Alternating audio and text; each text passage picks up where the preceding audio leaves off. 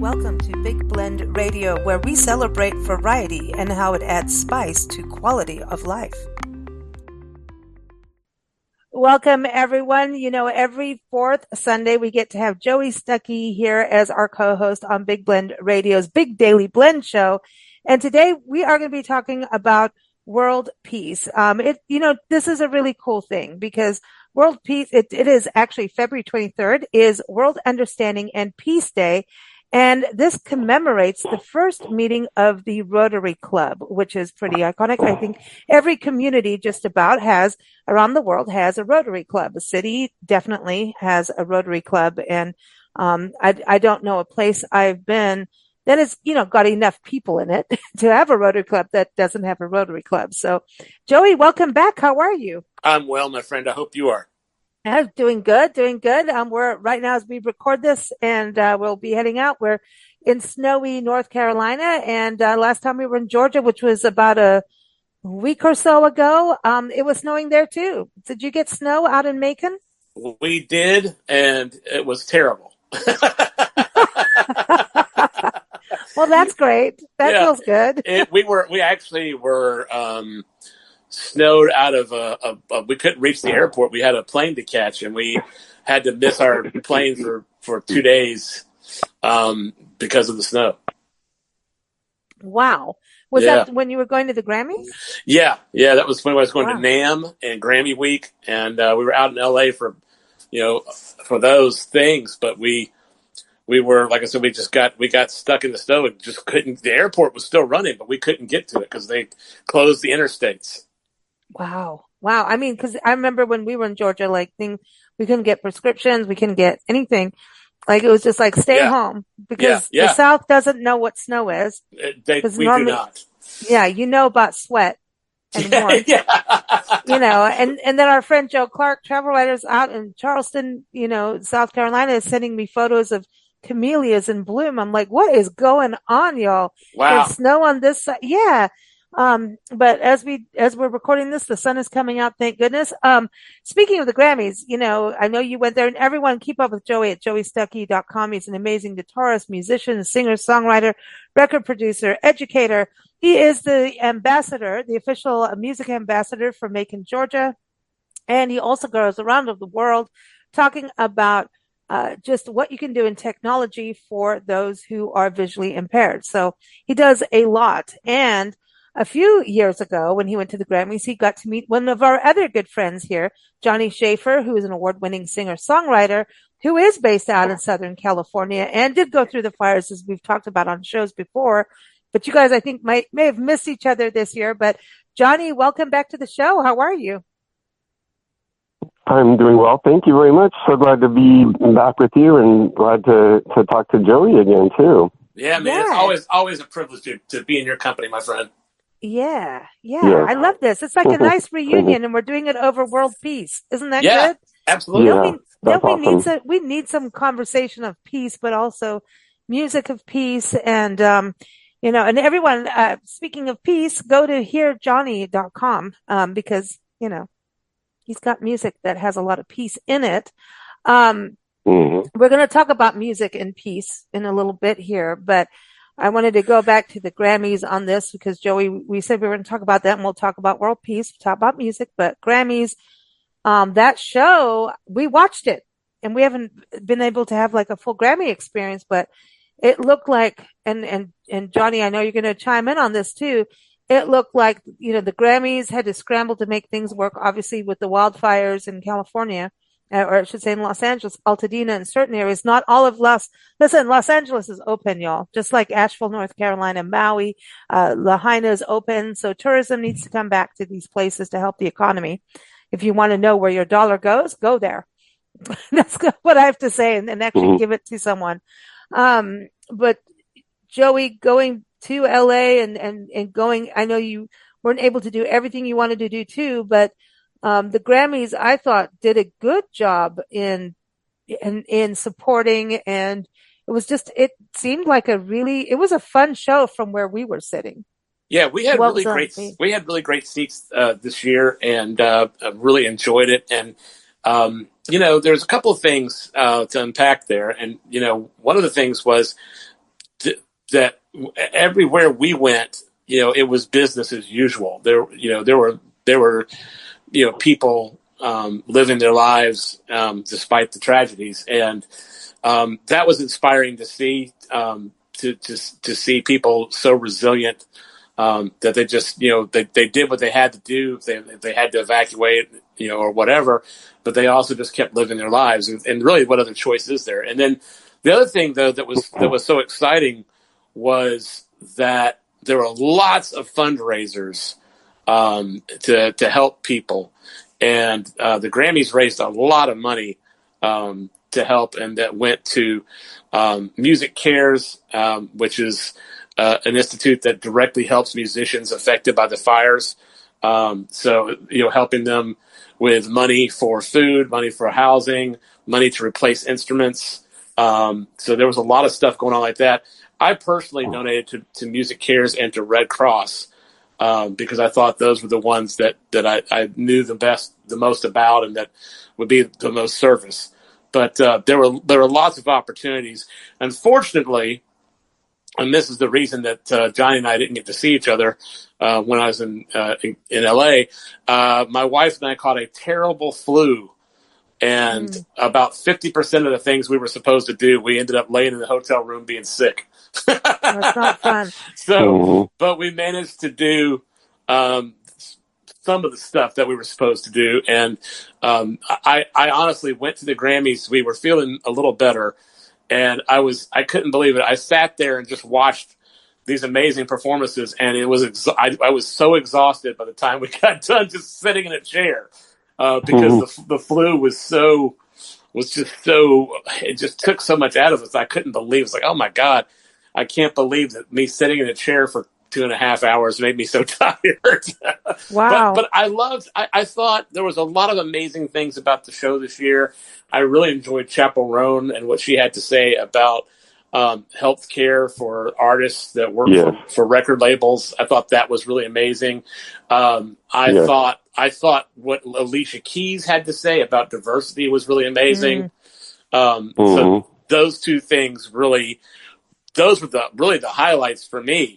Were those two things because they were, and I also thought that Lady Gaga had some important things to say as well about trans people, and so it was good to see that it was a night of celebration, it was a night of talent, it was a night of music, which always helps the soul, and it was a night of fundraising, and it was a night of people sharing messages of inclusion and of love and of change for the positive. So it was great in that regard. I just wish we had that stupid flu. Yeah, I'm sorry about that. That's a bummer because I also thought the actual performances were good. Yeah, they were fantastic. Yes. They were fantastic. Yeah, and what really kills me though, I have been in the same room with Stevie Wonder now 3 times, but never gotten to meet him, and I so want to just shake his hand before one of us dies. I just want to say thank you for being one of my heroes. But I end up I was in the room with him at the Grammys twice now, and but I had no access. I mean, you can't really get to the stars there. They're pretty good about keeping you back.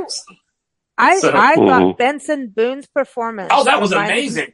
Jennifer told me young Freddie Mercury. Like a baby Freddie. He really was Jennifer like a told baby me that he was like did a backflip or something. That he was off of a piano. And I'm like, holy cow. Yeah. I'm like, I'm huffing and puffing up steps. I'm like, holy cow, I need to do some stuff here, man. He's like and then, I mean, he did grab his crotch at the end, but he said it was like he said he was restricted painfully in an area, and he apologized on Instagram. And next day I looked at him going, what was that part now? I'm like, Freddie Mercury would laugh, but personally, I think he might have been bragging about something. Who knows? But I don't know. But he was wearing a tight little blue outfit, and he was, proud of it.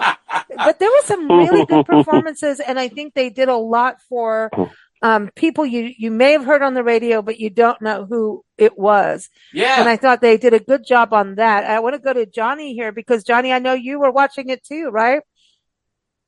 Absolutely, yeah, and I was in the same boat with Joey and his wife. I was real sick that week, so I didn't really get to go to any of the events or anything, which I was really disappointed about, but it's the way it goes. But there were people saying, beforehand, oh, they canceled the award shows, and what people don't understand is that there's a lot of the people in the industry work to make those shows happen.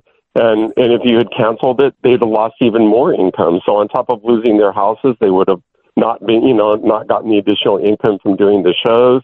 And, I think it was done just right, using it as a vehicle to raise money, not only for musicians specifically, like through Music Cares, which I also contributed to. And then, the organization in Pasadena, I know a lot of those folks. We were about 2 blocks from the evacuation zone, and I know a number of people who lost their homes. And, I've seen some of my musician friends on Facebook. One of them offered up a spare baby grand piano that he had to any musician that had lost theirs. And I saw people giving away guitars that, if you lost your guitar, hit me up. So there's just this really that was collaborative spirit and generosity. And I just think that Paco is the video editor for the Society of Composers and Lyricists.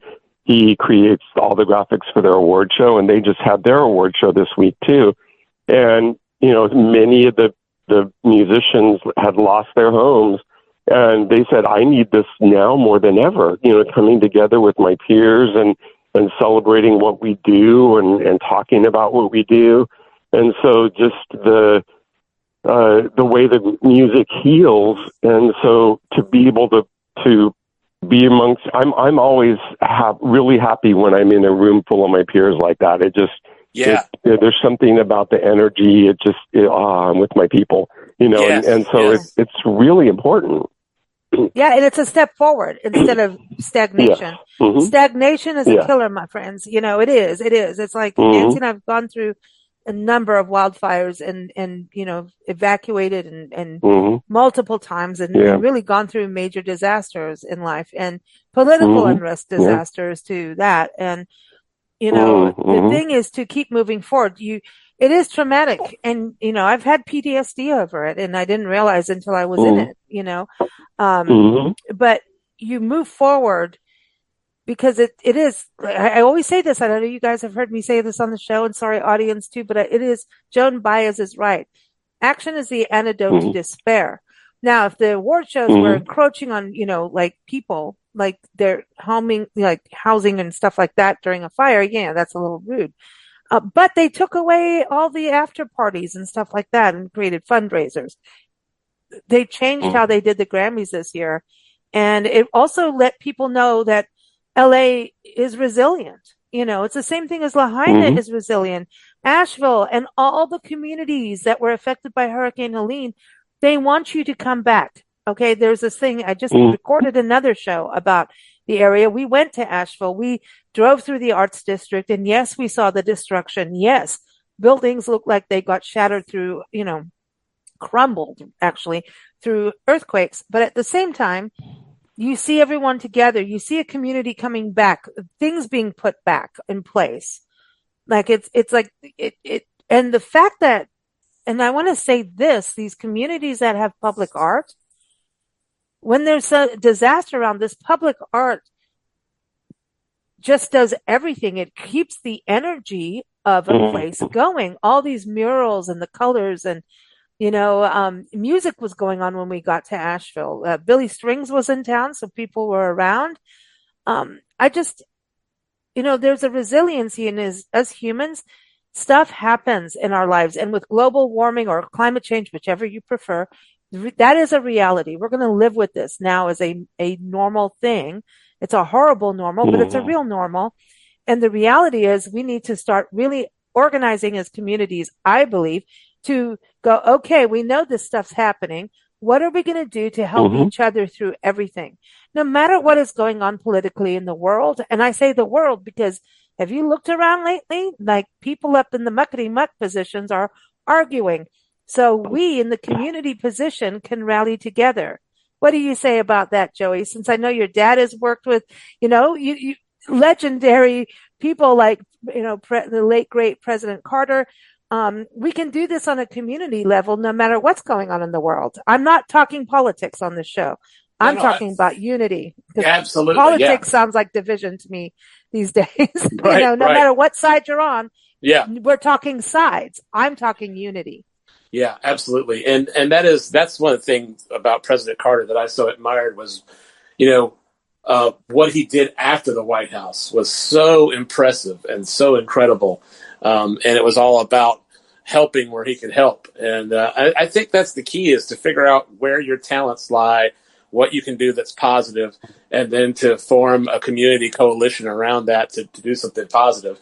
And I always ask myself, like, what's the best thing that I can do to help somebody? And when it was the LA fires, I felt like the best thing I could do was to give money, because I am not, as a blind person and with some other health challenges, I'm not someone that can go help rebuild a house or something like that. So I figured, like, what's the best? And I don't live there, so I can't offer my home to people that live there and stuff like that. So I thought that was the best thing I could do. But I'm always asking that question and trying to figure out, like, where will I be a real benefit? And I think that's important. And, I've been talking a lot with my friends lately about the world and how it's changed, and some of the things that we're going to have to live with for the next, 15, 20 years. And what can we do to make the world a better place? And you're absolutely right. It's about community. It's about uniting. And the best thing I know is to unite around music, because that's what I can give. I know how to do that. It's the cleanest journey you can take. Yeah. I mean, you all know Nancy and I love our wine, and the reality is, and we do, and that, I don't care what the doctors say, that's never going away for us. But and occasionally I love to let off some really good, colorful language, and sometimes it's a stream of it that flows for a while, and then it's like, all right, I'm done with that. I mean, honestly, that's an art form. It is an art form, and it's expression, and you have to do with it expression. You can't just be like, nonchalant about it. But really, there's there's meditation, there's spirituality, of course. Sure. There's all of those things, but it is that action. It is getting together. But music is like, if you can't meditate, I mean, I know people can't pray because it's like meditation. You can't stop your mind. Right. Music helps, because once you get in that zone, and I think the right music can also get you into a spiritual zone, right? And you can levitate. Levitation is good. Music that transcends. You go on a journey, and you don't need to take acid, man. You can just listen to some good music. I'm just saying, and maybe acid's good. All right. I don't know. I've told as we record this, I have a podcast airing on psychedelics. So I don't know, but it's about being health version of it. I'm sure that I've told the story on one of these podcasts before, but when I was in my late 20s and I had a total hip replacement. I had a latent issue from the brain tumor that took my eyesight, caused my right hip to disintegrate. And it was a real surprise. We weren't expecting it. All of a sudden, I just couldn't walk. And I had a hip replacement, and we found out that I was allergic to morphine. No. Morphine is such a wonderful thing. In the hospital. And so I was really in a lot of pain. So what I did was I took the most complicated music I could find, which at the time was John Coltrane, and it still probably is. Mm-hmm. And I put the records on, and I got lost in the journey of discovering the vocabulary that he was using in music. And it helped me it didn't stop the pain, but it helped me be on top of the pain instead of under the pain. So I was able to, using music, I was able to compartmentalize the pain. It's not that I didn't still hurt, but it wasn't so overwhelming that it was just kicking my butt. And so, I was taking like Advil and stuff like that one day post-op because the morphine made me so sick. So anyway, music does have an amazing way of focusing one's heart and mind and allowing you to take positives from the world when they seem, but there aren't any positives around. Wow, no, that is amazing because it's really that you're in transcendental, like that's a transcendental journey because Yeah. you can go in and when you listen to that music, you can riff off of just like this one. What is this instrument doing? Like, what is Yeah. that player Yeah. doing? Yeah. And You can yeah, just studying the language of what he was yeah. doing and how he made everything connect. God, I And love that. it was a lot. It was, and I, I'd never done that before. But I just said, something's got to give here. Let Mm. me put on some music that I can get lost in. And that's what I did.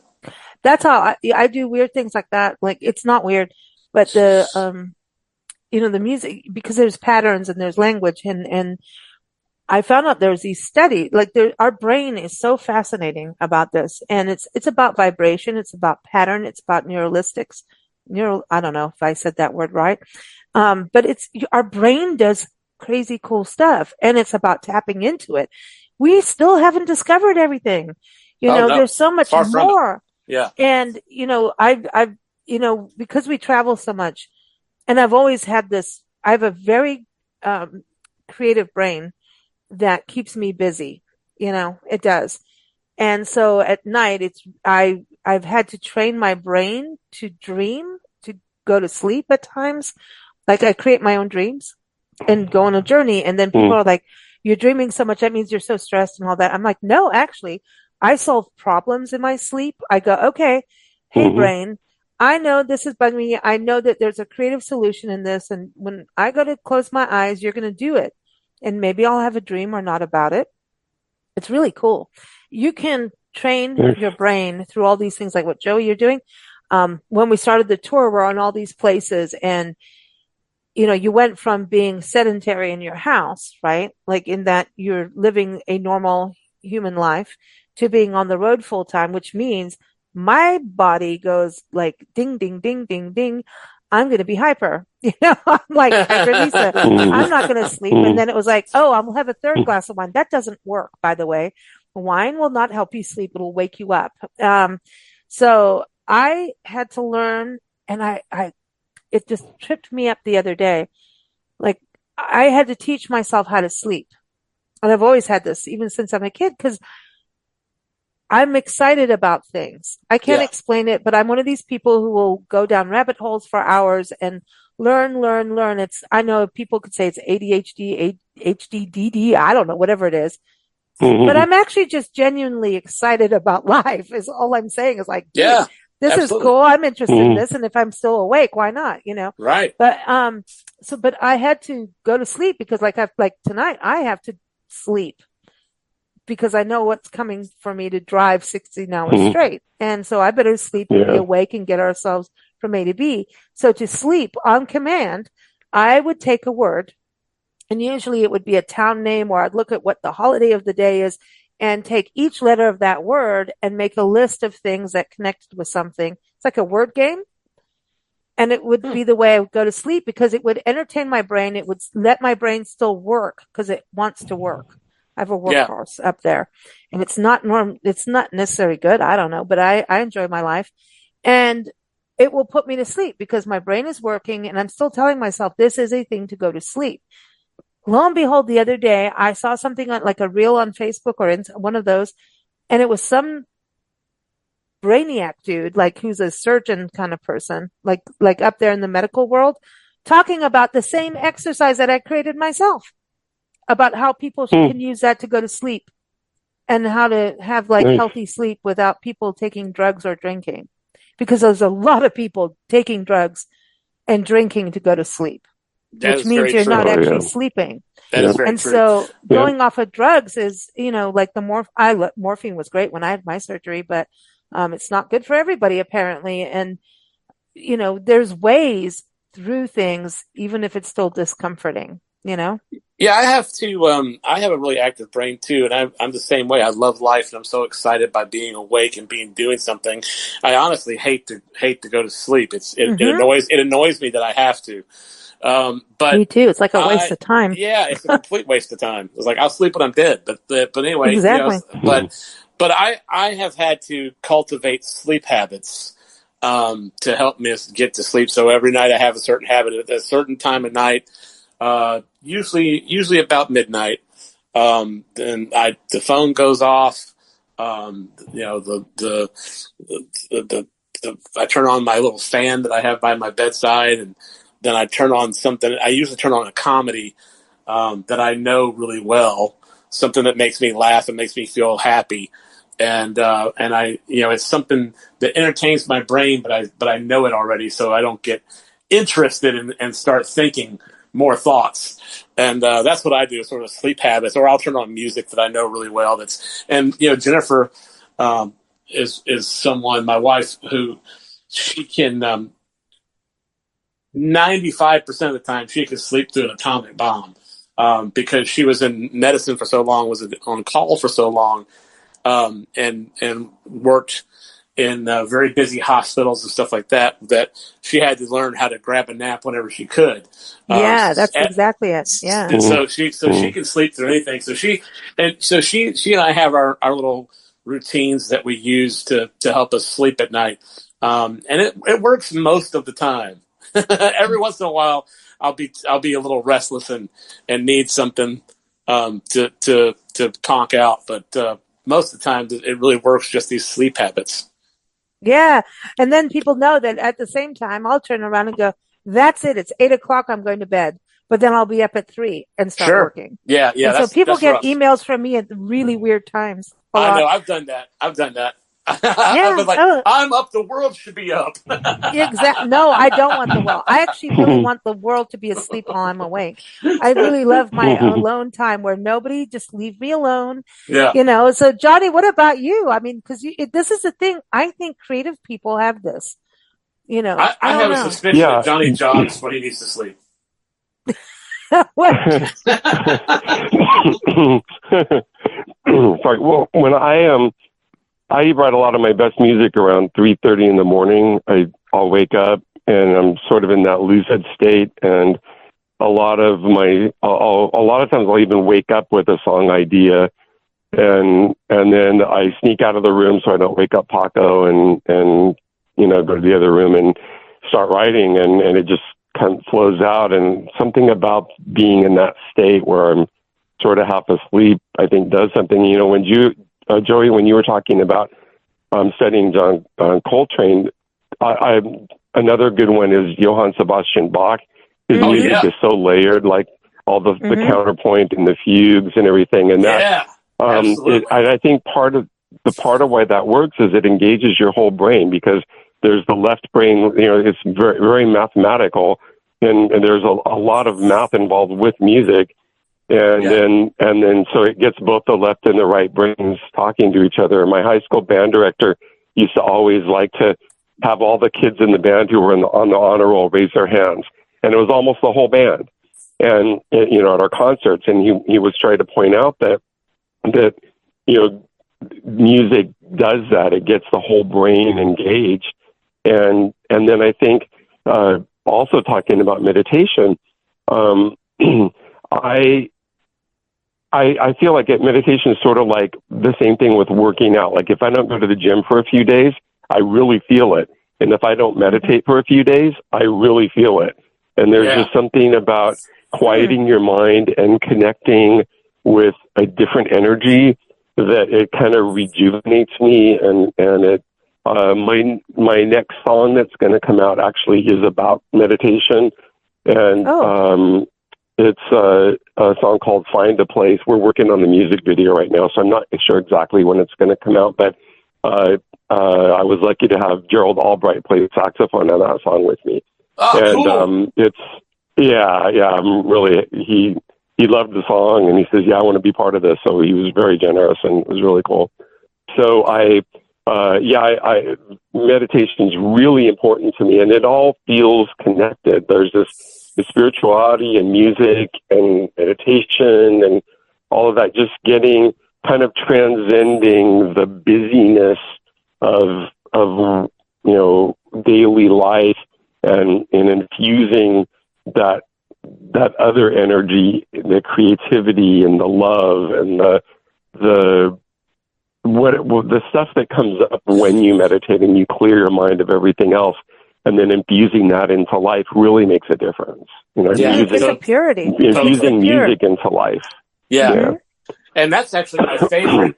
When I wake up, I actually am a morning person, but I'm not allowed to be a morning person most of the time because most of my clients work later at night. But my favorite thing to do is wake up about 5:30 in the morning and start to hear the world wake up around me and mainly with bird song, and that is such a pure. That's a pure moment of joy. Just to feel that, just to feel the world sort of waking up around you and these little birds starting to tweet and their music is so pure because it's their nature. It's their nature to make music, and it's what they do. And so anyway, that is you're absolutely correct. I mean, and you're right. It's one of those things when you feel it when you don't take enough time for yourself to be healthy physically and mentally. You definitely feel it. I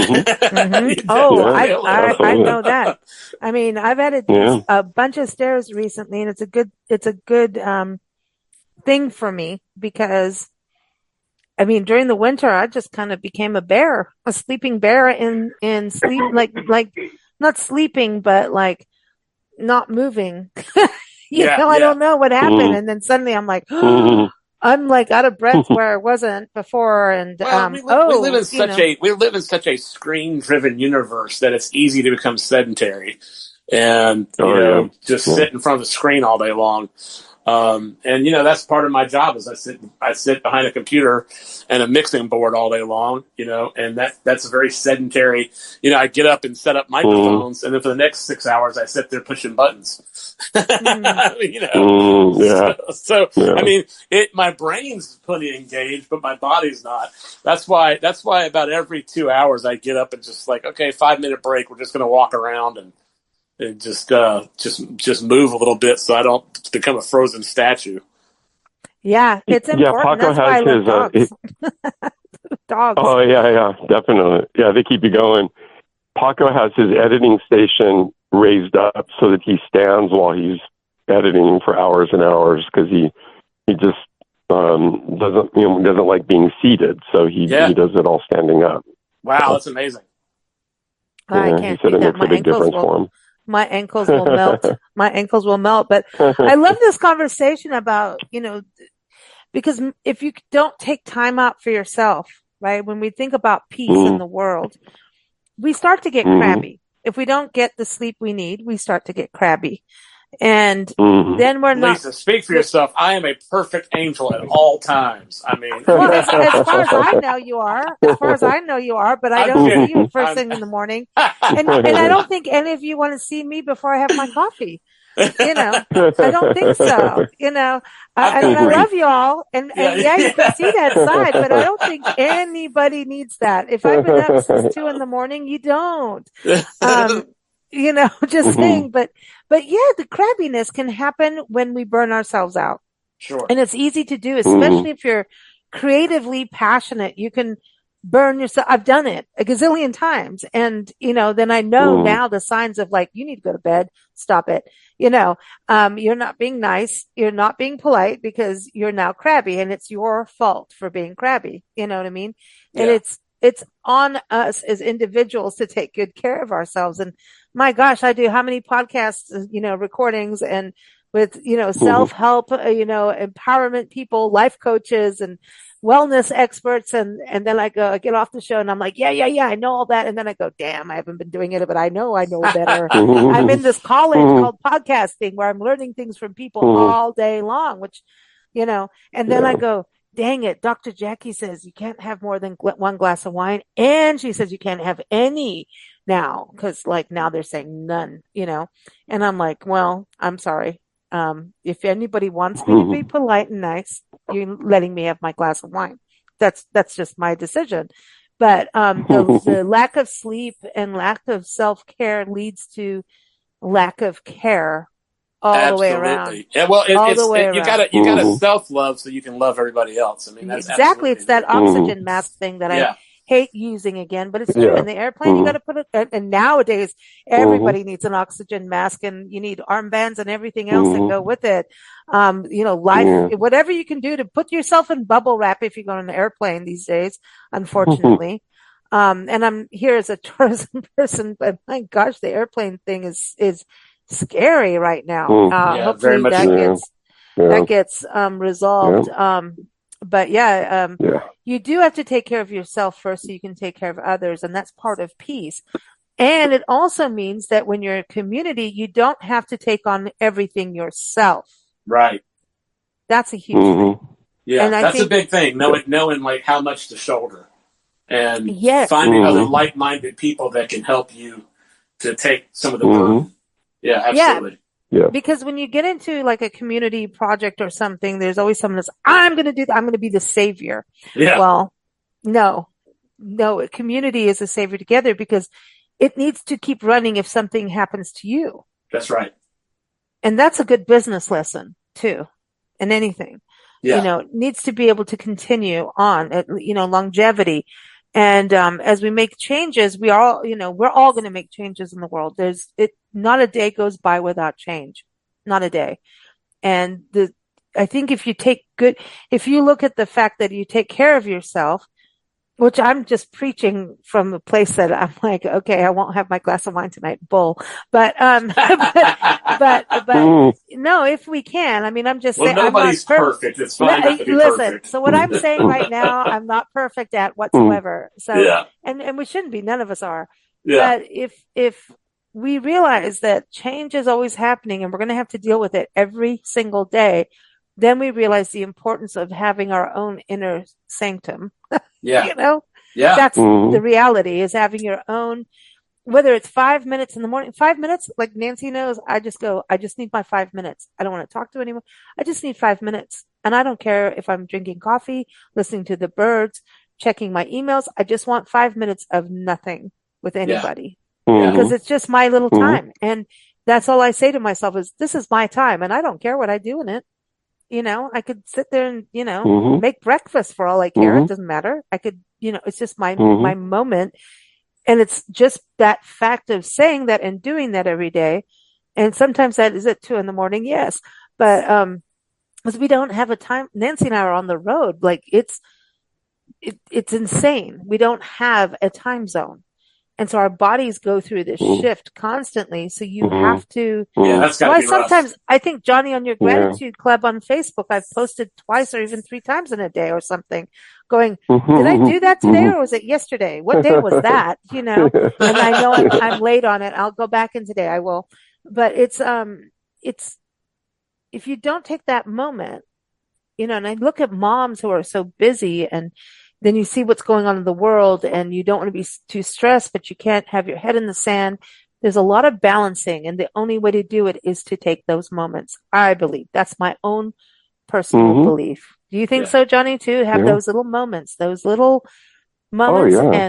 find the happiness, the joy. The gratitude club is great for that. It's fine. Keep finding happiness. And that's where music comes in. So the World Peace Day, I'm going to get into that, which I didn't know we were going to do a whole thing on sleep today.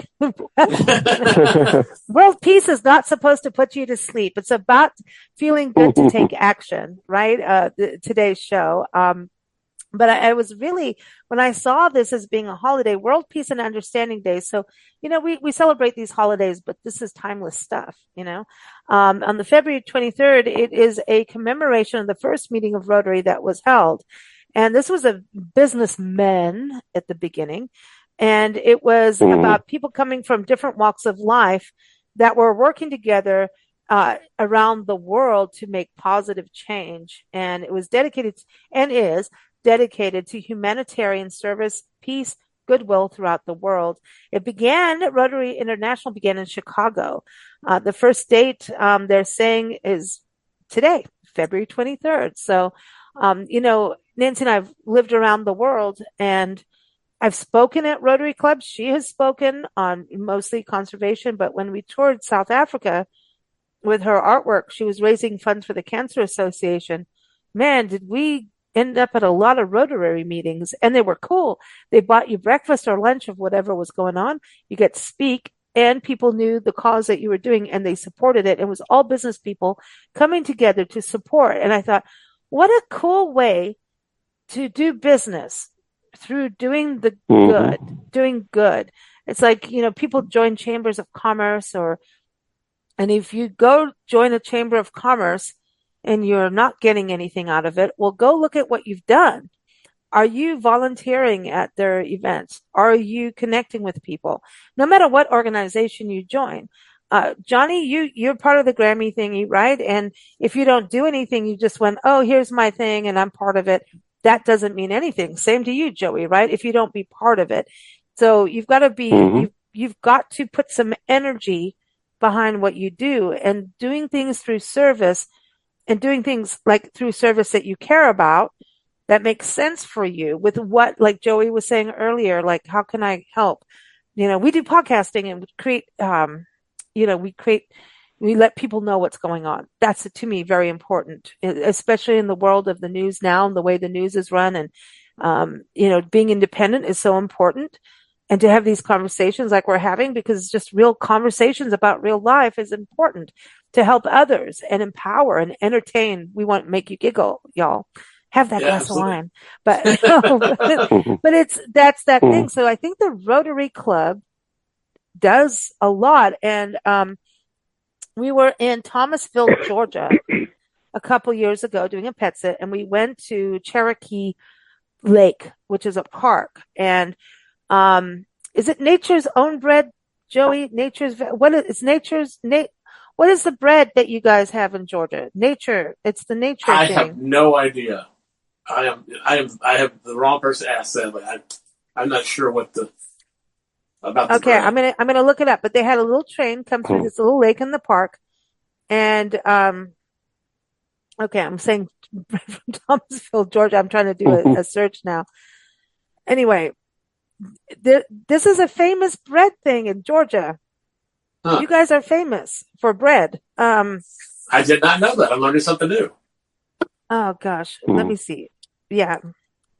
But anyway, they had a little train that came over, and it would bring the bread from the manufacturer, the major bakery, right? So yeah, I'm typing in Georgia bread, and we'll get there. By the end of this podcast, we'll know where this bread comes from. But it's nature's own bread, I think. Okay, I've heard of that. Yeah, it comes from Georgia. It's in your backyard, Joey. Wow. Yeah. Nature's own. Yeah, that's why I keep getting the same thing. Yeah, it's nature's own. And so they're also known as this flowers. That's why I was getting confused. Flowers Foods is the company name, but it's nature's own bread. And you see it in your grocery stores, everyone. And it comes from Georgia. And what about the train? Oh, it's actually also based out of Raleigh, North Carolina. The train goes back and forth over the water in this park, and I filmed it, and everything was cool. And they've got geese, beautiful park with walking trails. But the Rotary put up a little gazebo thing. They built it, and they had this sign up there. And I looked it up for the show today, and it was about the 4-way test of Rotary. And the 4-way test is of the things we think, say, or do. First. So this is the first of the 4th. Is it the truth? Second, is it fair to all concerned? Third, will it build goodwill and better friendships? Fourth, will it be beneficial to all concerned? Now, is that not cool of a way to make decisions and think? And this came from the business entity of the world, understanding that you can't just do business without giving back. So I'm kind of in this zone of what they're doing is really cool. And this 4-way test has been translated into more than 100 languages and published in thousands of ways, like in the park that we were at. And so this is part of Rotarians' personal and professional lives and is a driving force behind the actions they take within their communities. How cool is that? Nice. Now, I was going to say, Johnny, you've got some background with the Rotary Club. My father was a Lutheran minister, and when we lived in Sierra Vista, Arizona in the 60s, he became the president of the local chapter of the Rotary Club. He felt like it was a very good companion to the things he talked about in the church, and he felt that it was really important for businesses to give back to their communities and serve not only the employees that they have in their companies, but the communities, the people that they're serving. And so he felt like it was a perfect alignment. And he was friends with Salvador Dali. I don't know how it happened. I never heard the story of how they became friends. But Salvador came to Arizona, and my dad and some other people went camping together. And then Dad brought him in to give a presentation at the Rotary Club. And, he talked about, the importance of the arts in building character and in helping communities come together and express, the values that are important to them. And so I grew up, with the values of the Rotary Club being part of the people around me, and the local chapters of the Rotary Club here in the San Gabriel Valley in California are very active, and I've done a lot of things with them. So wow.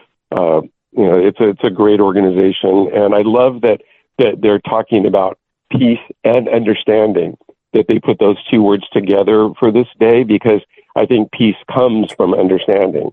I think that we have to learn about each other, and Joni Mitchell said that people are just afraid of what they don't understand, and so it's just the more we get to know each other and learn about the things that make us different, that actually makes life richer.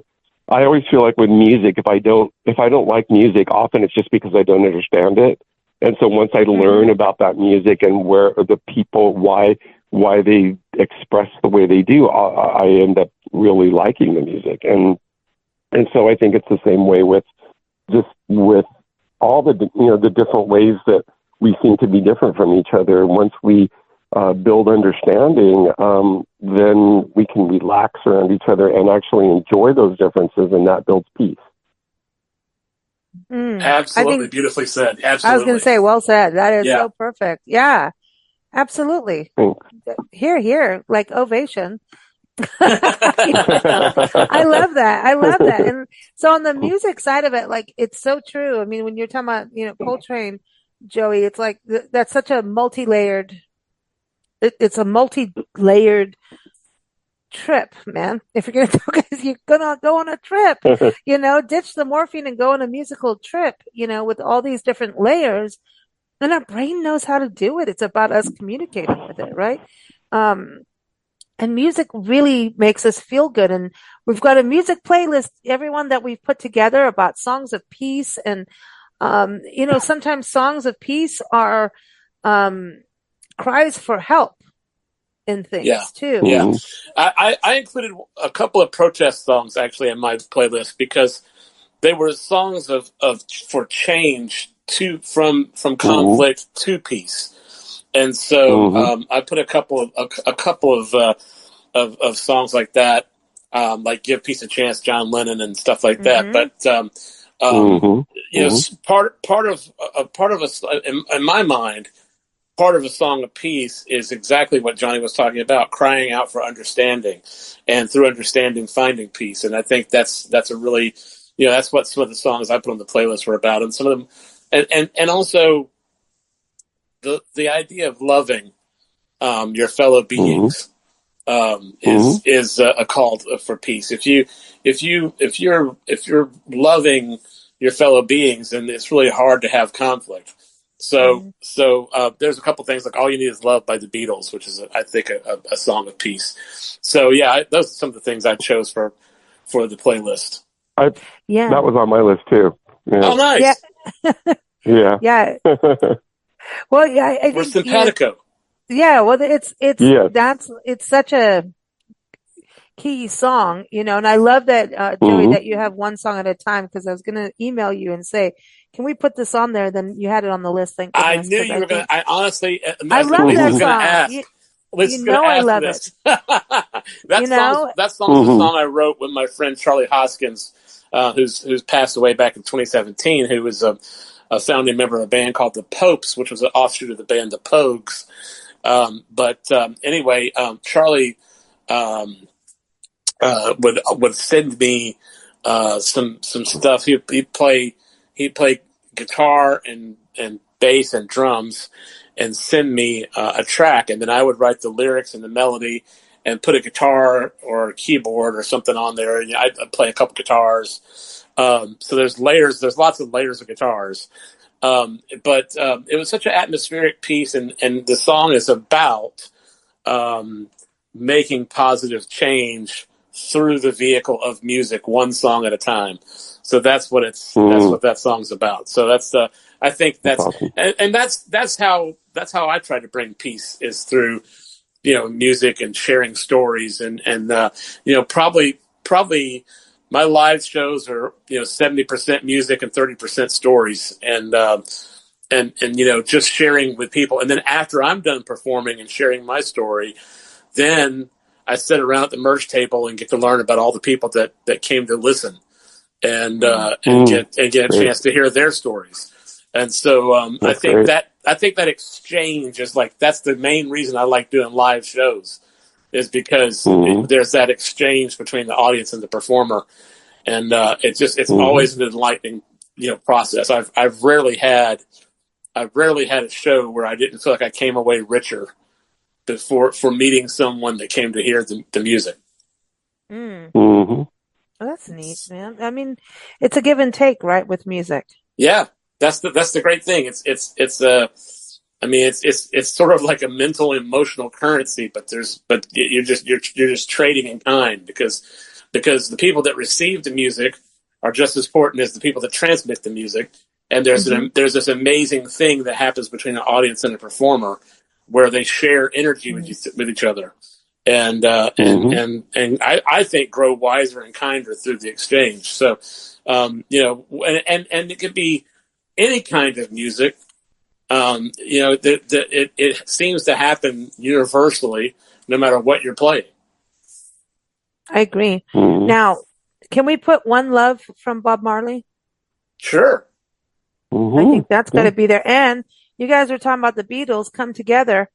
That was, for Timothy Leary. But anyway, that's one of my favorite songs. As a matter of fact, I do a version of that where it goes from "Come Together" into "Voodoo Child" by Hendrix. Ooh, and I want to see that. Yeah, that's something we do live. That's a lot of fun. It's pretty raucous. I used to cover "Come Together," that and then go into, the White Rabbit, so anyway, yeah, fun times back. I know secretly that I know what you really did, because I've seen video, and you did "Come Together" into Disco Inferno. And, no. That's exactly what you did. You had on your bell bottoms. Admit you own a pair of bell bottoms. Admit it. Yeah, and then played the YMCA. You know, but hey, that's a whole interesting conversation, but not for the show today. Where they've been performing lately, the Village People shocked me a little bit this year. I have not heard about this. I feel that we'll have to talk about this after the show. Yeah, we will have to talk about this after the show. Johnny, you may have something to say about that, but we'll talk about it after the show. Johnny, share some of your personal songs, because you've got some on your list that I'm glad you put on as well, just like I was talking about with Johnny, because, I want you guys to have your songs on these playlists, because some of them are perfect. And the first one that came to mind for me about your music was "You Paved the Way." So I'm glad you have that on there. Yeah, that song came about, when I go on my walks through my neighborhood. A lot of times I spend, while I'm walking, I'll just express gratitude for all the things I'm seeing. So all the trees and the plants. And then one day I was just thinking about Pasadena has a lot of old and new buildings, and then a lot of infrastructure that was built over the last, century. And I thought about all the different people who came together to do all of that. And there's so much that happened before I walked through that neighborhood that created what I was looking at. And it just got me thinking a lot about, how we're contributing to the experiences of the people around us long after we're gone, and, the things that we do and that we say and all that. And so that's where that song came from. And another one I have on my list is Utopia by Alanis Morissette, because she just talks about, a whole bunch of different people all gathering in a room and relating to each other and opening up and getting past differences. And it's I think a beautiful song. And so I just thought it really fit with, the idea of world peace and understanding and, togetherness. And then I put my song Love Shines On, which is about, it's about the power of love to overcome our differences. And, if we put love first, then we're just coming from a different place in everything we do. I think a lot of the world's problems come from the idea that some people deserve more than other people do, and that some viewpoints are they supersede other viewpoints, and so it's just I think love changes all that. So that's why I included Love Shines On as well. And I also put the Elvis Costello song, What's So Funny About Peace, Love, and Understanding, because a lot of people tend to poo-poo songs about love or coming together. They kind of roll. It's almost like an eye roll. And I think that we shouldn't shy away from talking and singing about those things. Even sometimes when people are running for office and they talk about love, they get laughed at or put down, or and I think that it's really important to talk about those things. So I thought that was a good song for the list too. Yeah, totally. Well, I want The Ghost of Tom Joad to be on there, especially it was written by Bruce Springsteen, and I love it when Tom Morello, the guitarist, plays with him on that. And, it shines a light of people experiencing homelessness. And Songs of Peace is about songs of things going on, and how do we bring peace? Peace having, people having a home and food and water and warmth if it's cold, that creates peace. Yeah. And when our fellow humankind are not feeling cared after, would you want that of your friends and family? So it's, to me, globally, it's about taking care of each other. And we all learn things at different times. And so maybe we learn, everyone argues about why so-and-so didn't do this or didn't do that. Well, maybe we should also look at that. Each of us ain't perfect. It's like I said, don't talk to me before my coffee. I'm really not nice. It's not, and if you judge me at that time, then you're not going to have a good judgment of me, quite frankly. So, but I'm nice even about coffee at times, but sometimes it's a little strong, so, the better the coffee, the better I am. But honestly, but you know what I mean? It is, we all think we know what is best, but do we really? Do we? How much do we as humans know? We do know that when we give, it feels better. We know when we take away, we feel a little less. And we judge ourselves over that, or we're in a complete sense of denial and do it even more. So I just, and I think in business, prosperity doesn't come from just taking, because then you're just grabbing. Your hand isn't open. We always talk about the fact if your palms are open, your palms can give and receive. If your fist is closed, you can't receive and you can't give. So if we have palms open, we have open passage. And I think that's what music is, because it's energy, where it's an open energy source. Am I tripping you out yet, Joey? No, I think it's all right. I think it's all true. Can I put Hunger Strike on there too? Who is that? Okay, Chris Cornell. Oh, okay. Eddie Vedder. Yeah. We have to do hunger strike. Yes. Yeah. I suppose I'm going into protest songs. Just kind of feel it was Temple of the Dog back in the day. Oh, right. I remember that now. Yeah. So with you. I think I went into protest songs. I don't know why. That's good. No clue what's going on in the world. I just started protesting, but, yeah. So let's talk a few of your songs, Joey, that you put on here too. I know you love the Beatles. But you also went into, U2, Bob Dylan, the Byrds. You brought in Michael Jackson, and that's a little, you never know what people think of that. He had some killer tunes, great production. Maybe not the greatest person. Yeah. What about you did "We Are the World"? Yeah. I think these unity songs sometimes do change things. It does, no matter what. I just think when you when you talk about that session, and you talk about all these megastars getting together to cooperate, and having to check their egos at the door. For a cause that was important and still is important, and nobody,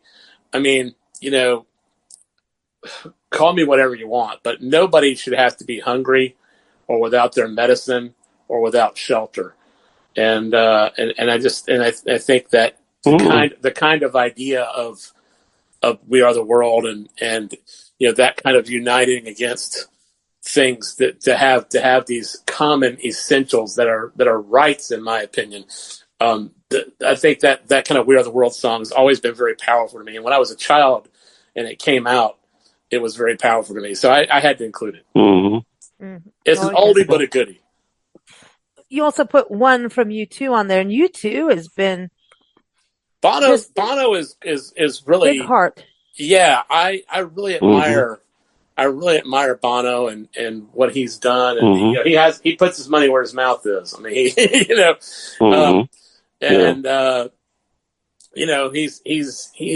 I've always thought he was a great philanthropist and used his platform well.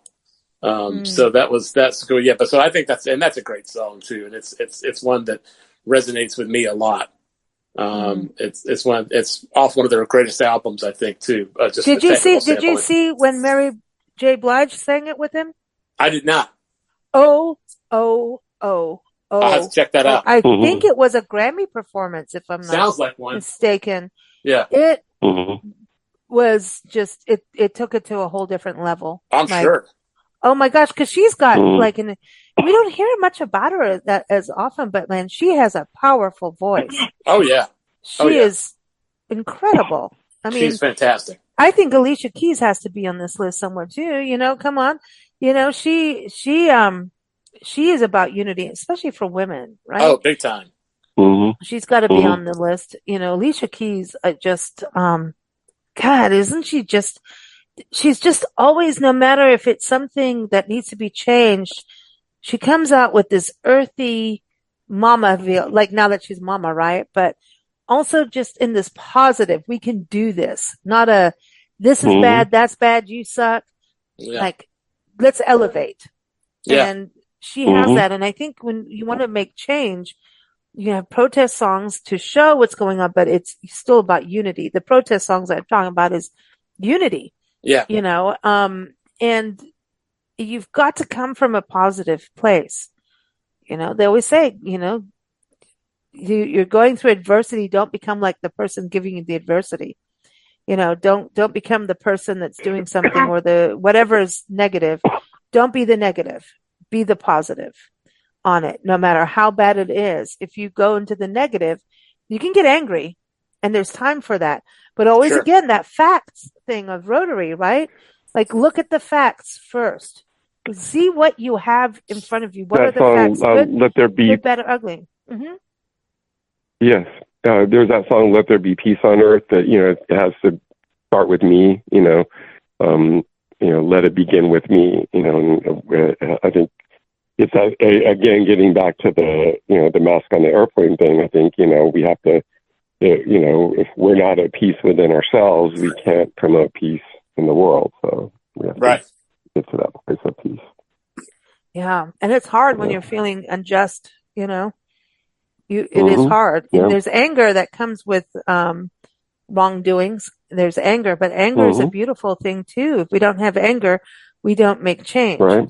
Well, sometimes you have to Mm-hmm. stand up and Yeah, be you counted, do. and Mm-hmm. the only way to be strong enough for that fight sometimes to be angry. Yeah. Oh, You just yeah. can't live there Mm-hmm. forever. Anger is a Mm-hmm. beautiful thing, but if you're an angry person, Yeah, like a consistently angry person, if you're always angry, then yeah, you've lost your that's a problem. well, then you've lost your dynamic, right? Yeah, So like in music teaches us dynamics. yeah, So you can't be loud Mm-hmm. and brash all through the song without any volume changes or key changes. Mm-hmm. Like you need dynamics. You need subtle to go large or big, you know. Dynamics, if you look at music as a way to learn life, well, we learn like, okay, we can go crazy and party, but then we got to tone it back down. Now it's time to go home. You know what I mean? Does that make, I Mm-hmm. mean, it does make sense to me. You're allowed to get loud and angry, Oh, yeah. sure. but if you stay Mm-hmm. that way in a song, it becomes utterly boring Yeah, and Well, obnoxious. it's what you do with the anger too. You know, you get the anger and you express it, but then how do you channel it? What do you do with that anger? And sometimes you can express it very quietly too. You know, like I'm really angry. You know, like it, but it's how you channel it once you feel it. right. Mm-hmm. Exactly. Yeah. Exactly. Oh, this is going to be so cool for everyone to dig into this. And please, listeners, message us through Facebook, wherever you can message us through, and add a song list. Make your own playlist. You know, I think listening to music that even when we talk about music of peace, world peace, sometimes if it's just a song, and I think the three of us on the show right now talked about this on the show before when we Mm-hmm. make music playlists.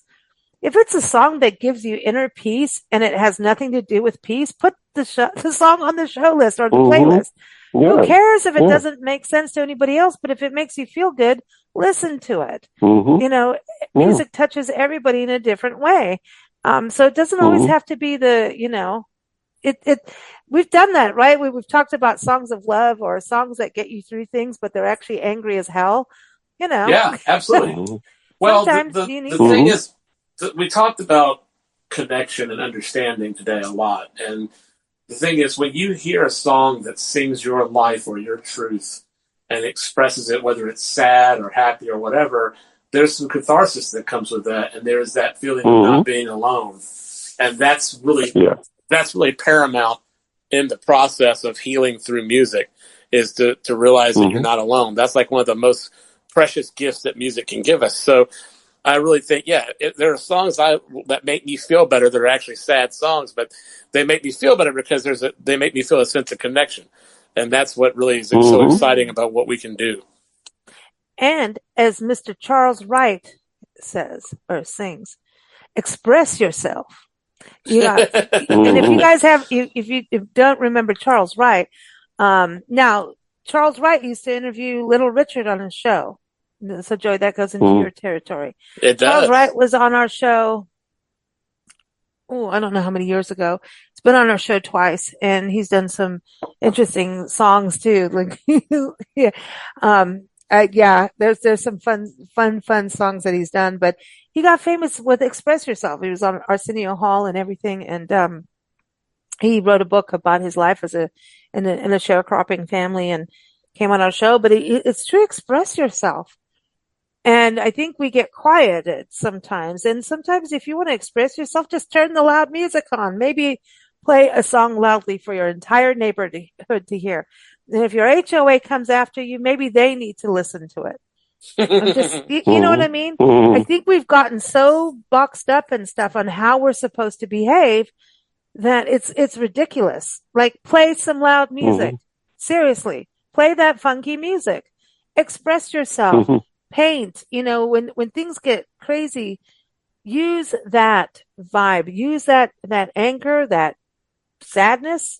Use any of the anxiety. Use it to create peace through art, through baking, through maybe the work you do, maybe through volunteering, but that energy is always present in some form. It's how we choose to use the energy. And that is the key, is how to choose it. And the music will help you. But listen to music. It has dynamic. You can't be angry full time. We can't smile full time, even though I'd like to. You know, my ears hurt after a bit of smiling, and you can't have fake smile. Fake smile sucks. You know. So, I mean, this is so cool. Go ahead. Yeah, when I used to do parades at Disneyland, it was a good half hour, 45 minutes. We'd be out on the parade route, and by the end of the parade, my face hurt from smiling so much. Yeah, exactly. But that's a good feeling, though, right? When you're smiling, or like when your tummy muscles hurt from giggling so much. I love that. You can't beat that. The laughter muscles. Laughing and smiling muscles are good. Well, thank you guys so much. We're going to go over to England to Glenn Burrows from Norfolk Tours, who has a connection. We talked about the Rotary Club here, which is international, and he's going to talk about the round table. And so I had a little chat with him the other day, and I said, look, I know that you love world peace and everything. He's like, oh, well, we've got to talk because there's a connection back. But they talk about the round table. And apparently I thought it was, King Arthur, but not, right? Or pizza. Do you guys remember Round Table Pizza? Johnny, you know about Round Table. Yeah, actually, my husband Paco managed several Round Table Pizza places here in California, and his brother manages one now. So it's in our family. Round Table's been a staple. Listen, they call it the last honest pizza because they use, natural ingredients and stuff. So pizza is everything. Johnny, do you know about Round Table Pizza? I don't think I've seen it in the South. You guys have Waffle Houses, which is important. I've never had a Round Table Pizza, but I want one now. Listen, after the recording I did with Glenn, I told him, I was like, I'm glad we talked about pizza because I brought up Round Table Pizza because that's what we had for breakfast. I said, and he goes, no, we have culinary differences. With Glenn, Nancy, and I, and then there's shared nothing wrong with cold pizza for breakfast. I've done it a million times. Oh yeah. Listen, I am known to have cold pizza at 4 a.m. for breakfast with a beer. Yes, and I don't care. And I will eat pizza if they said you're only allowed one kind of food for the rest of your life. Pizza is it. Period. Yeah. It is it. It's got the bread. It's got the cheese. It's got, if you want the meat, it's got the vegetables. I mean, it's everything. when we're in a major city like New York, LA, Chicago, London, and traffic is a problem. Because I'm paranoid about missing my flights, and because I have a metal hip and a metal shoulder that I always have to get the extra treatment when I go through the security line. We usually leave about 4 a.m. and so we can get to the airport, real early. And it depends on where you're going, but if you want to, if like when I'm coming home from LA, if my flight's at 8 a.m., then that means I get in about 3 p.m. in Atlanta, and that's good before the 5:30, traffic starts. Because I live about an hour from the airport. So Jennifer and I have this trick of we always make sure we have a room wherever we're staying, whether it's a hotel or a B&B or whatever. We always make sure we have a refrigerator. And our trick is the night before we leave, we order a pizza so that we can eat cold pizza at 4 a.m, take all of our medicine, and then hit the road. So okay. It happens a lot. You and Jennifer are family with Nancy and I because, we travel full time, as people know on the show here. And we pets it a lot. And, and even if we're doing hotels and everything, listen, there's this new thing called microwavable one slice pizza, like one miniature pizzas. Yeah. You can put that now, listen, like they're like little deep dish pizzas you can put in the microwave. It's not perfect. No. But when you're on the road and you don't want to go to a restaurant, it will get you through everything, and you can put it in for breakfast, and you have like something a little bit more filling than like a cracker or a granola bar. And I'm not knocking granola bars, but no, granola bars are great. eventually you just kind of go like, how much roughage can you, anyway, we're going to go into a place we don't want to, but the cheese will balance that out. I'm just saying. Yeah. So anyway, no, but the pizza. So like where we are right now, God bless the lady that we're pet sitting for. I'm like, have you been listening to the podcast? How do you know us already? We get here, at the end of the day, and she goes, well, she shows us around and what we need to do with her wonderful dogs, which we love. I'm so sad to leave them tomorrow, but she got us a pizza we need to bake, like a fresh pizza you bake, like not a boxed one, like a fresh one, freshly made, you bake. And then she had a bottle of wine for us, which I'm going to go have now with the pizza. But anyway, I was like, and she picked the wine that Nancy and I love the most. I looked at her, I'm like, and I felt like we've met her before. You've been living right. I looked at her, I'm like, how do you know? Like, how do you know this is it for us? But the night before, we always have like a pizza thing for dinner before we leave. So we have breakfast pizza, so we don't have to do dishes in the morning. Yeah. You know what I mean? Because you do the dishwasher the night before. This is crazy talk. But when we weren't traveling full time and we traveled, we always had a pizza in the freezer and a bottle of wine for when we got home, so that we would have food to eat when we got home, because it would always be some stupid hour. Yeah. And we probably didn't eat, and we would have something, and we knew from the pizza we'd have breakfast in the morning. So pizza is everything. Johnny, do you like pizza? Gotta ask. I know you. Oh, yeah. Round table. Okay. All right. Let's close up the show with one ingredient. Let's make a pizza together. Johnny, what are you putting on the pizza? Well, I always like extra cheese. I order extra cheese. Okay. All Cannot go wrong. All right. Now, do you prefer the tomato base, or do you want like an Alfredo, or do you want what do you want? That's 2 ingredients. Yeah. 60 cents more. Oh, wait, no. Nowadays it's $2 more. Sorry. $5 if you're in California. Yeah. Sorry. But, okay. So, all right. So what base do you want? I like tomato base. Okay. Yeah, me too. Okay. Yeah. I can do tomato. I can do any base. That's good. Tomato. Mm-hmm. Okay. Joey, what we got double cheese going on. So I like hamburger meat on mine. Oh, wow. So a ground beef, I guess I should say. But also can do it totally veg, and instead of hamburger could do mushroom. I'm for the mushrooms. Listen, you can do either one, but I'm putting olives.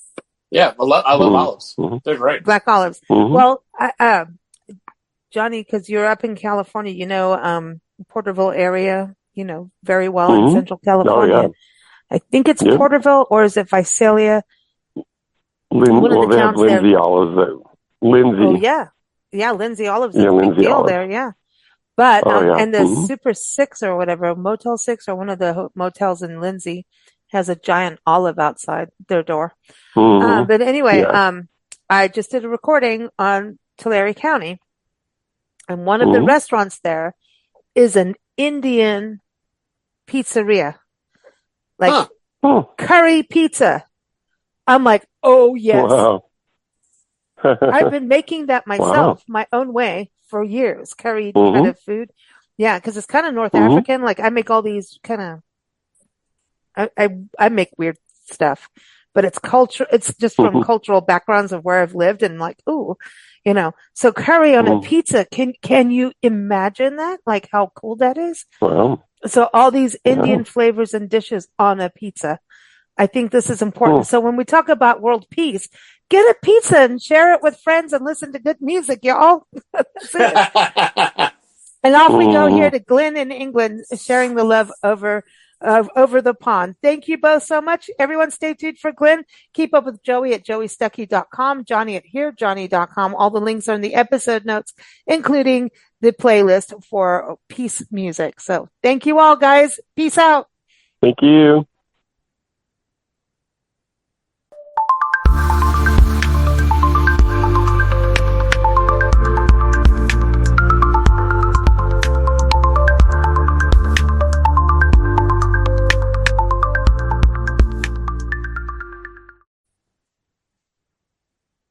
So in celebration of World Peace and Understanding Day, Glenn Burrows from Norfolk Tours over in England is here to give us a little history of how the Rotary Club, which actually started this holiday, it really commemorates the first meeting of Rotary in the States. However, we all know that there's such a thing as Rotary International. So we're going to get to the international side. But as far as I've known, everywhere I've lived in the world, there's always someone representing the Rotary Club, and they do good work and really help communities around the world. So, Glenn, you want to tell us your connection to the Rotary? Well, yes. I mean, as soon as you mentioned the Rotary Club, I thought, yes, what about Louis Marchese? Now, although, Louis Marchese is not what you would think as a typical English name, he actually lived in Norwich, and he was a member of the Rotary Club in Norwich. And he heard the then Prince of Wales put out a challenge to the young men of Britain to sit around a table to adopt an idea, adapt it, and improve it. And he founded the Round Table. And the Norwich Round Table is Round Table number 1. And it was formed in 1927. And Marchese became the secretary. And he had other Rotarians, as officers. But it was the fact that he decided that he would sort of do a little offshoot of the Rotary Club for young members. And he called it the Round Table. So how amazing is that you've got a bloke who obviously didn't originate from England, founding something in Norwich, which became another international thing, all connected to the Rotary Club. Well, I love this. And because I also thought the Round Table was King Arthur. Well, yes, King Arthur and the Round Table, but the organisation called the Round Table is an offshoot of the Rotary Club. Okay. Thanks to the then Prince of Wales, who said that he wanted people to sit around a table and do some good work. So, it's all connected. Well, we do have a Round Table pizza chain in this country. Do you? Yeah, mostly up in Northern California is where I've seen them. And most pizzas are round anyway, aren't they? So yeah, they have, and it's the whole logo is going to go with like the Sherwood Forest and things like that. Mm-hmm. So it's from the King Arthur thing, because apparently King Arthur needs, sustenance, and why not give him pizza? I don't think he had pizza, but who knows? Who knows? Who write history? Everyone, there it is. So everyone go to norfolk-tours.co.uk. If you're going to go to England or you're tracing your family history in England, connect with Glenn and he will help you, not just through Norfolk and Norwich, as he says, Norwich. He will help you around that area, but also England, Scotland, Wales. And if you want to hop over to France, he knows all about that too. So go to norfolk-tours.co.uk. Thanks, Glenn. Bye. Thank you for listening to Big Blend Radio. Keep up with our shows at bigblendradio.com.